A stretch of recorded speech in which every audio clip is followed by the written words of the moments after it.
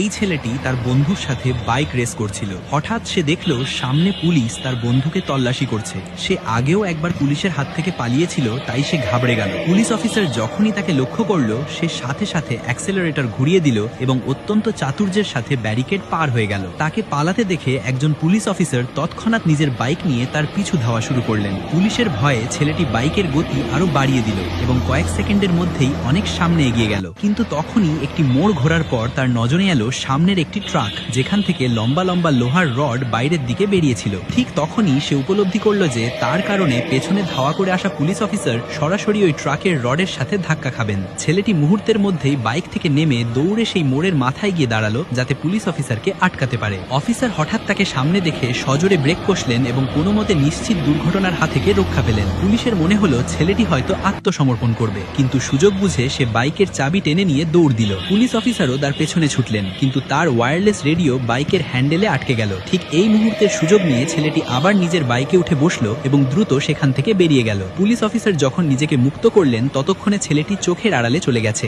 Officer দ্রুত রেডিওতে খবর দিতে চাইলেন, কিন্তু তখনই তার নজর পড়ল ট্রাকের ওই বেরিয়ে থাকা লোহার রডগুলোর ওপর। সেই মুহূর্তে তিনি বুঝতে পারলেন যে ছেলেটি পালাচ্ছিল না, সে আসলে নিজের জীবন বাজি রেখে অফিসারের প্রাণ বাঁচানোর চেষ্টা করছিল।